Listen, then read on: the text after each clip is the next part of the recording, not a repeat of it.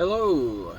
I just figured I'd shoot a little introduction to the Rustopian Experience. It's a newer server. It's only been around since like last December. I am trying to grow the population base. It is slow going. I'm sure anybody that started a server gets that. I'm trying to do something a little bit different.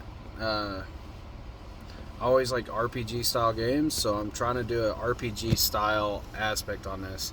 However, I have tried a bunch of different of the RPG servers that are out there, but most of them are PvE, and if they're not PvE, it just seems like they're way overpowered.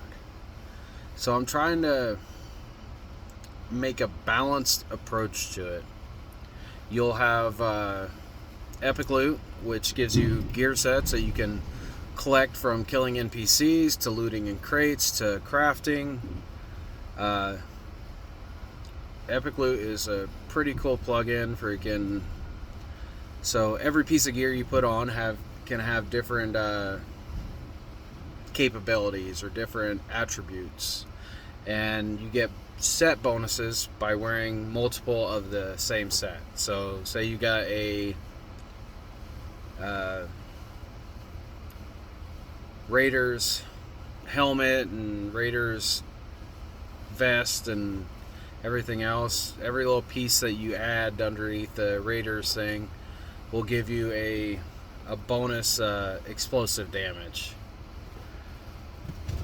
I don't know, it just it's a pretty cool little plugin. I really enjoy it. The few players that do play my server really tend to enjoy it as well. I have recently changed from Experience and Experience add-on over to Skill Tree. I loved Experience, and I am loving Skill Tree even more.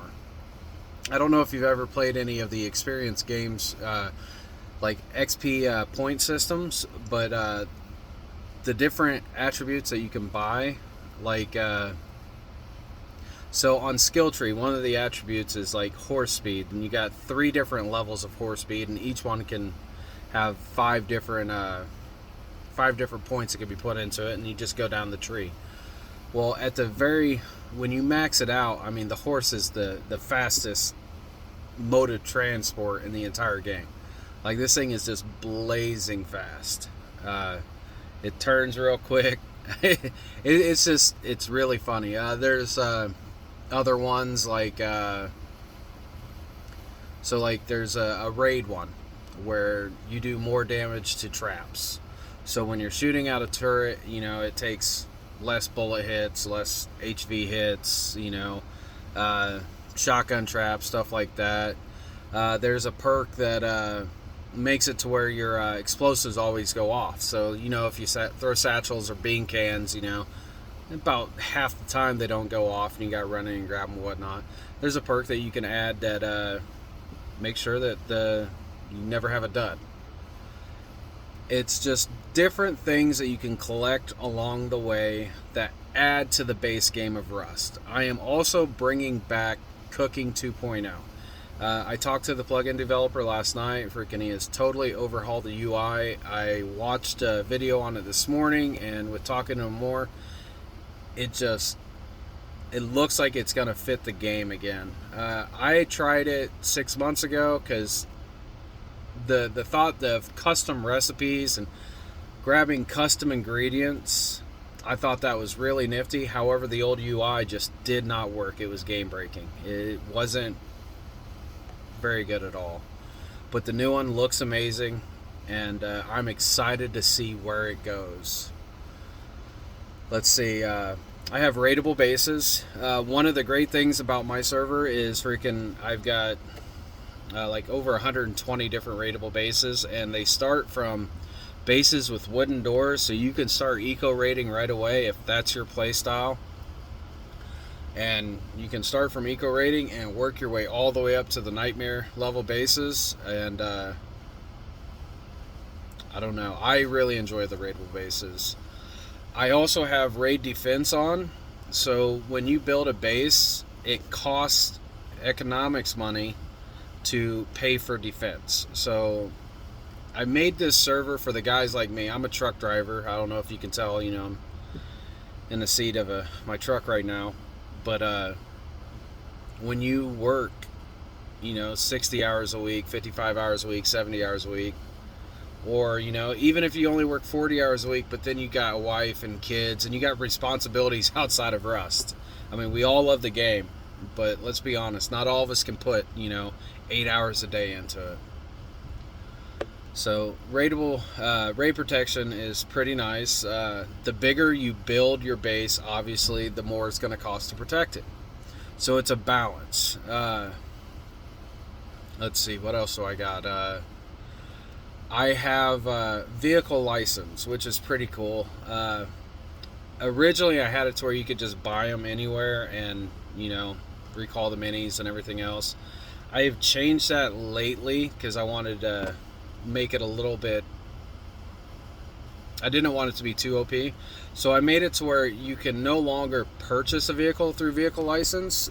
So if you want to buy a mini, you have to go to Bandit, you got to buy your mini. But once you buy the mini, freaking, that is yours. Nobody else can steal it, nobody can take off in it, unless they're on your team. You can recall the mini as well. So say you're doing that raidable base and you die, you can recall the mini to yourself. I know that's a little bit OP, but at the same time, it's not like you could just buy it right away. I do have the store plug-in, and I tend to enjoy that. However, I've stripped out, you can't buy weapons, you can't buy, it's basically for the things that, for the extras in a game. Like if you want a swimming pool, if you want the Gary's Mod gun instead of a hammer, you can buy jackhammers there.